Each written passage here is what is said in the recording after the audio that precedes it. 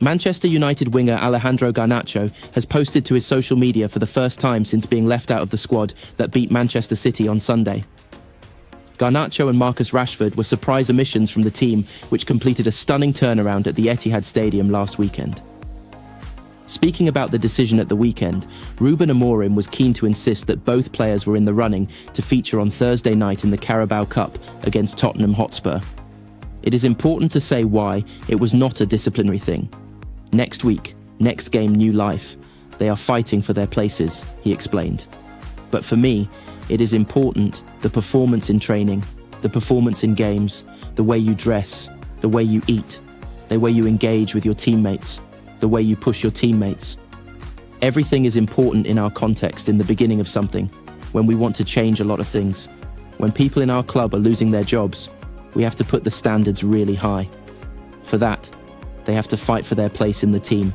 And today the team we proved we can leave anyone outside the squad and manage to win if you play together. I'm going to say, again, it was not a disciplinary thing. It's the small details. You can see the games like I see. There are some things that have to change. Garnacho was spotted at Stockport Station on Wednesday afternoon as the squad heads down to London for tomorrow's match. Rashford was not pictured. On Tuesday night, Garnacho won the prestigious Puskas Award for his incredible goal against Everton last season. Responding to that achievement on Instagram, the Argentine posted a hands-up emoji, often used for praising something, to acknowledge his success. It remains to be seen whether Garnacho has done enough to impress Amorim in training this week to earn a start at Tottenham. Marcus Rashford's Manchester United career remains at a crossroads, and Ruben Amorim has done nothing to change that. His decision to leave the forward out of Sunday's Manchester derby at the Etihad Stadium threatened to become the main story on a day of rivalry. Ahmed quotes late winner, and the dramatic comeback in general ensured that the absence of Rashford and Alejandro Garnacho from the matchday squad was put to the side. Rashford's future is still up in the air though. Explaining that this was not a disciplinary action, Amorim stated that his ruthless actions were instead about raising standards within the group. Instead of playing in one of the two biggest games of the season, a fixture in which Rashford has a long history and connection as an academy graduate, the 27-year-old was made to train in the morning. He watched from home as United landed another sucker punch to Pep Guardiola. Ahmad, given the chance to operate further forward without Garnacho or Rashford's presence, took his chance. Whether related or not, Amorim insists not. The timing of this call, which was reported by the Manchester Evening News prior to team news being released at 3:15 p.m. on Sunday, comes shortly after suggestions that Rashford will be allowed to leave next year. If a suitable offer emerges in January, just 2 weeks away now, it is claimed United would consider it. Rashford signed a bumper new long-term deal at United in July 2023 after scoring 30 goals the season before. He has managed just 15 in the 18 months since and still had 3.5 years left on his deal. He is one of the top earners at the club and is nowhere near as valuable as at either of his two previous peaks, where talk of between £60 million and £80 million had been rife. United are thought to be open to letting Rashford leave now, however, and will entertain bids for their long-serving attacker. The club are not described as anticipating teams to come forward mid-season due to financial constraints, but that is one of the reasons United themselves would be happy to see him leave, as they fight profitability and sustainability rules (PSRs). The Mail added that another option would be for Garnacho or Kobbie Mainoo to be sold. That is not part of the plans though, with a Rashford exit being preferred. Paris Saint-Germain have also been pitted as one of the few viable options for Rashford. Saudi Arabia is another potential destination, due to the wealth available for many clubs. The French giants in particular have been in the mix for Rashford previously. Ahead of the 2022 World Cup, President Nasser Al-Khelaifi spoke about Rashford with his contract set to expire at the time. He's another player that is really amazing. And for free, he said, to have Rashford for free, every club would definitely run after him. We're not hiding it, we spoke before and there was interest, but the moment was not a good moment for both sides. Maybe summer, why not? Today, if he's a free agent, of course we can talk to him directly, but we are not going to talk to him now. Let him focus on the World Cup. Then after in January, hopefully if we're interested, we will talk to him. Charles Watts says that it is unlikely that Arsenal make a move for Rashford, despite being linked with him for several years. However, he adds that Mikel Arteta's side are in the market for another versatile forward and would sanction another loan to get themselves through to the summer. Fabrizio Romano adds, for Marcus Rashford, it's not the first time that we've seen this kind of situation. So basically what's going on is that Manchester United will talk to the player, and let's see what kind of situation there will be around Marcus Rashford. In recent weeks, we've had many links with an exit of Marcus Rashford, but what we have to say today is Man United have not entertained any negotiations, so they didn't receive any concrete bid for Marcus Rashford. January is in 2 weeks, so at the moment, still nothing concrete for the January transfer window. Manchester United's eagerness to sign a striker in the transfer market may be rewarded, as Arsenal have been told not to sign Victor Gyökeres. Since the arrival of Ruben Amorim at Old Trafford, United have been the club who are expected to be the busiest when the transfer window opens. This is due to the Portuguese manager's unique formation and team dynamic needing specific styled players. A player who Amorim will certainly be wanting to bring to Manchester in an ideal world is Sweden forward Gyökeres.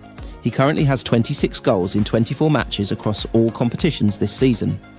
The former Coventry striker excelled under Amorim, and United struggling to score goals this season, Gyökeres would be a welcomed addition. Finances could be freed up for the forward if the likes of Marcus Rashford leave the club. If United wanted the Swede, they would have to fight off Premier League rivals Arsenal, who are also believed to be admirers.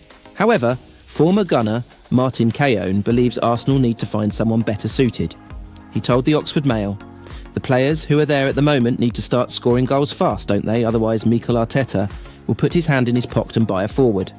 Gyökeres is not quick enough, and he wouldn't have been quick enough in my day. According to UEFA, the Swedish striker has recorded a top speed of 34.55 mph/h in the Champions League this season.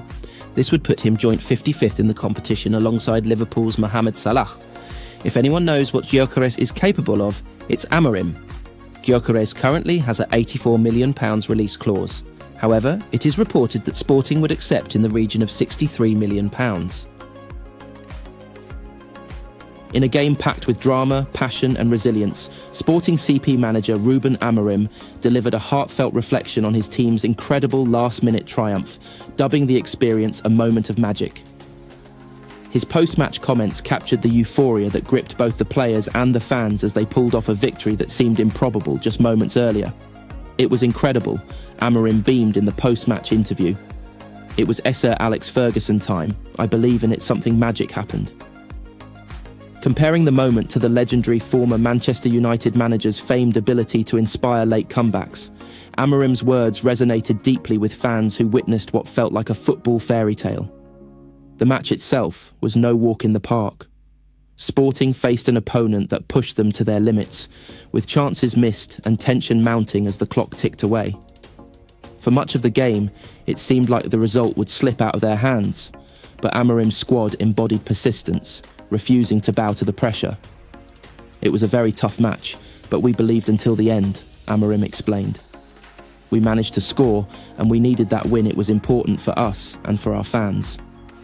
His comments highlighted not just the physical challenge, but also the mental fortitude that his team displayed in overcoming adversity. With the game on the line, Sporting's never-say-die attitude paid off in spectacular fashion. The decisive goal came in the dying moments of the game, sending the stadium into raptures. It was a goal that epitomised the spirit of belief Amorim has cultivated within his team. For the fans in attendance, the moment will be etched in their memories as one of pure jubilation. The comparisons to Sir Alex Ferguson, a master of late comebacks, seemed fitting. Amorim's acknowledgement of the legendary manager added an extra layer of significance to the victory, reminding the football world of the power of belief and perseverance. This victory was not just a statement of Sporting CP's resilience, but also a gift to the fans who have stood by their team through thick and thin. Amorim's acknowledgement of their support underscored the connection between the club and its loyal followers. "We needed that win, it was important for us and for our fans," he reiterated, expressing gratitude for the unwavering passion that fuels the team. With this victory, Sporting CP will look to build on the momentum and carry the lessons of belief and determination into the remainder of the season. Amorim's leadership continues to inspire, and his ability to motivate his squad in critical moments has further solidified his reputation as one of football's brightest managerial talents. This match may be over, but the magic of the moment will live on. A testament to the beauty of football and the joy it brings to those who believe until the final whistle.